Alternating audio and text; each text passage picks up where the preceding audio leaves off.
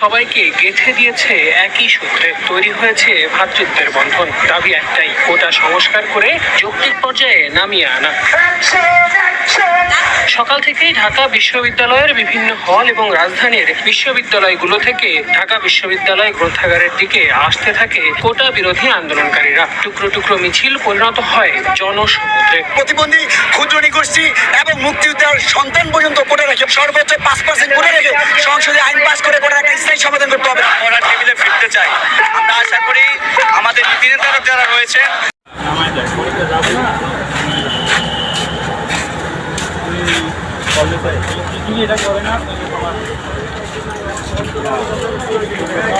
রাস্তায় কত জ্যাম দেখতে পাচ্ছেন, গাড়ি একবার সব। মানুষ যে যাবে সেই রাস্তাও নাই, মানুষ যে হেঁটে যাবে সেই রাস্তা দেখতে পাচ্ছেন কত জ্যাম। বিশ্ব রোড থেকে একবারে কোন পর্যন্ত আল্লাহ মাহবুব জানে।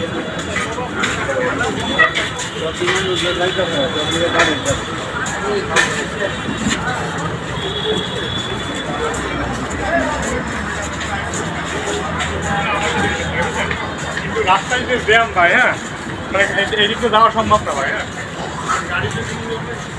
আসসালামু আলাইকুম। দেখতে পাচ্ছেন কোটা সংস্কারের জন্য ছাত্ররা আন্দোলন করছে। তার জন্যে পুরা সারা বাংলাদেশ এবং কি ঢাকার ভিতরে পুরা যানজট একবারে ভরে গেছে। মানুষ যে রাস্তা দিয়ে হেঁটে যাবে সেই রাস্তা পর্যন্ত সে ব্লক হয়ে গেছে এবং কি মানুষের হেঁটে যাওয়া অনেক কষ্ট হচ্ছে, মানুষ অনেক হয়রানি হচ্ছে। তো দেখেন গাড়ি তো যাচ্ছেই না, স্টিয়ারিং বন্ধ করে দিয়েছে।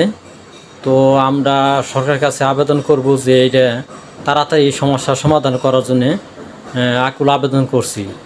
ইনশাল্লাহ সবাই আমার পাশে থাকবেন, দোয়া করবেন, লাইক কমেন্ট শেয়ার করবেন।